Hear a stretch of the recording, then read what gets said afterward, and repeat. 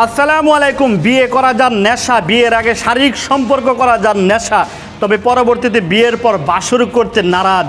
জি, কে সে এই মেয়ে? নাম তার মুন্নি। তার বিস্তারিত আমি আপনাদেরকে বলতেছি, তবে ভিডিওটা বেশি বেশি শেয়ার করে দেবেন, মানুষ যেন সচেতন হইতে পারে। বাংলাদেশে এমন হাজারো মুন্নি বর্তমান রয়েছে যারা পুরুষদেরকে এই আক্রমণের শিকার করে শুধু টাকার লোভে। বিয়ের আগে শারীরিক সম্পর্ক, একে একে বিয়ে করেছে 8টা, তার স্বামী নেই বর্তমানে একটাও। কি জন্যে নেই তার স্বামী একটাও? কারণ তার এই প্রতারণার জাল বাংলাদেশের মানুষ ইতিমধ্যে জেনে গিয়েছে, ফাঁস করে দিয়েছে তার 8 নম্বর স্বামী। জি, তার 8 নম্বর স্বামী তার সকল কুকীর্তি ফাঁস করে দিয়েছে এবং ইতিমধ্যে বর্তমান সে থানা হেফাজতে মানে পুলিশের কাছে আছে। কি জন্যে, একে একে কী জন্যে সে 8টা বিয়ে করেছে সে বিস্তারিত আমি বলতেছি। নাম তার মুন্নি, বাড়ি হচ্ছে নরসিংদী।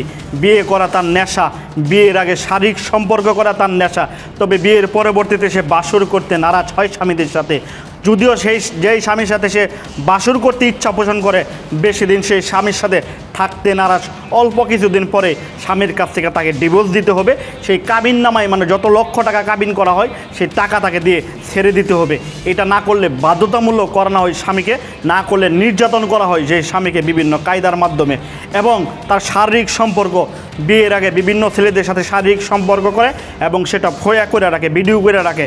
সেই ভিডিও দেখে ব্ল্যাকমেল করে, বিয়ে বসে বিভিন্ন টাকা চাহিদা করে, এসব করে থাকে এই মুন্নি। মুন্নির বাড়ি হচ্ছে নরসিংদী। তার এই গোপন তথ্য সকল কিছু ফাঁস হয়ে যায়। তার যে 8 নম্বর স্বামী আছে তার সাথে প্রথম রিলেশন হয়, রিলেশনের পর শারীরিক সম্পর্ক হয়, সেই ভিডিও ধারণ করে রাখে। সেই ভিডিও দেখায় যে তুমি আমাকে বিয়ে করো।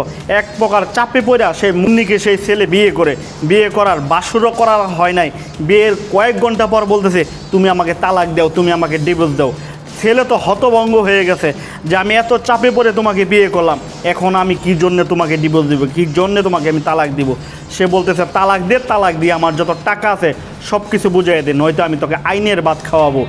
এমন প্রতারণার শিকার হয়ে বাধ্যতামূলক ওই মেয়েকে ছেড়ে পরবর্তীতে আইনের সহযোগিতা নেই সেই যুবক।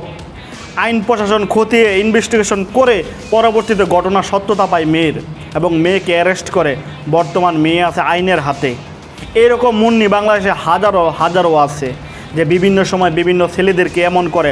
বর্তমান অনলাইন জামানার মধ্যে পড়ে টিকটক, ফেসবুক, ইউটিউবে এমন সুন্দর সুন্দর মেয়েদের চাঞ্চল্যকর পরে বিভিন্ন ছেলেরা, বিভিন্ন মানুষ একদম দিশেহারা হয়ে যায়, পাগলপাড়া হয়ে যায়। পরবর্তীতে তাদের দিশেহারা পাগলপাড়া হয়ে নিঃস্ব হয়ে যায় সকল টাকা পয়সা হারিয়ে। জি, এরকম মুন্নি হইতে সাবধান থাকেন। ভিডিওটা বেশি বেশি শেয়ার করে দিন, মানুষ যেন দেখে সাবধান হতে পারে। জি, আসসালামু আলাইকুম রহমতুল্লাহি ওয়া বারাকাতুহু।